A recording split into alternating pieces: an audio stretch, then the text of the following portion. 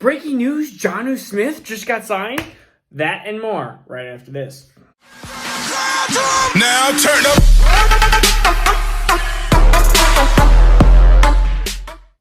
All right, what up? Is Marcus' Dynasty Football Dads. We're going to be going through Jonnu Smith's free agency and who he just signed for $50 million, which is a lot of money.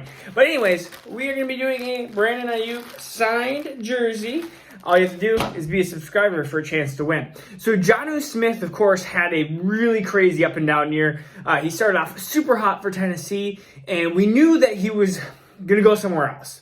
We knew that Anthony, I think it's Fisker, I can't even pronounce his name. I'm just going to say Anthony, by the way, is a really good backup tight end option, which I think he's a really good flyer. He is somebody that can definitely be a tight end too, so between that 11 to 20, and 11 to 20 is a hard position to be at for a tight end.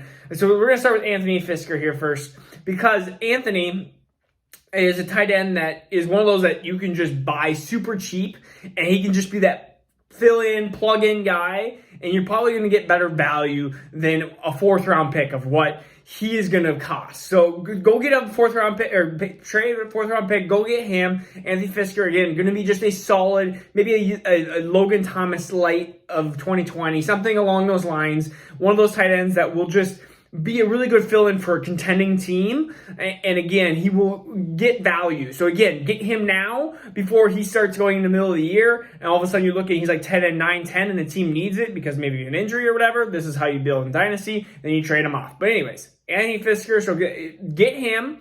But Jonnu Smith, I think, who was a tight end one there for the brief part at the beginning of the year. I'd rather see him a Jag. I'd rather see him in a couple other teams, whether it's Arizona or even Dallas or something along those lines. But he's a Patriot. So 4 years, $50 million, and they don't have the full details out because it just happened literally like a minute ago. So 4 years, $50 million. Where do we see Jonnu Smith? And I see him as the end of the tight end one category. We were talking into that 7 to 10 range. We're talking Hunter Henry range. We're talking Evan Ingram range. This doesn't really change much here because Jonnu Smith is ultimately talented, injury prone though. That's a problem. And Patriots are a team that is still in shambles, still trying to figure out and still trying to rebuild. They love the tight end position, but I don't see him being a Gronk type. I don't see him being an Aaron Hernandez type.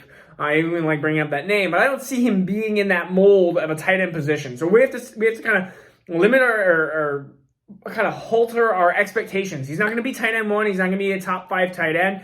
But where you can see him is in that 7 to 10 range. You can see 700 yards, 6-7 touchdowns. Maybe and maybe he has a little bit less yards and more touchdowns depending on, but that team stinks, so I guess not. And they have Cam Newton again, so I guess you're stuck with that as well. So Jonnu Smith, what are you buying him for is the big question. And I wouldn't pay a first for him, but if we're looking at paying like a later second, I mean that's where a mid second to mid to second is probably a good situation at this point, because you're looking at tight ends like Pat Freiermuth, and you're looking at even tight ends like Brevin Jordan. You have to figure out, do you want those tight ends more than you want Jonnu Smith? And right now, it's close. It is super close because they have the ability to be top 5 tight ends, Brevin Jordan and Pat Freiermuth. They have the ability to be a top 5 tight end, and I think Jonnu Smith, as a Patriot the next 4 years, I don't think he has that ability. So in that case, I guess you would say late second is probably where I am trying to trade Jonnu Smith for, or I'm trying to trade to get a mid second, and I'm trying to trade away and get some. Did I do that right? Yeah, I'm trying to trade him away and get a mid-second and trying to trade for him for a late second. There we go. I think I got that all sorted out.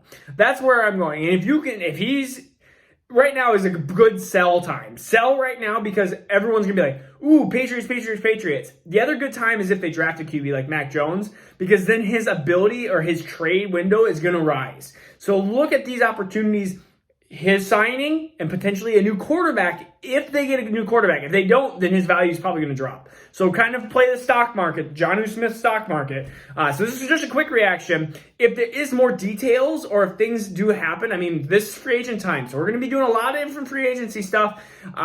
For Cam Newton, it doesn't really change.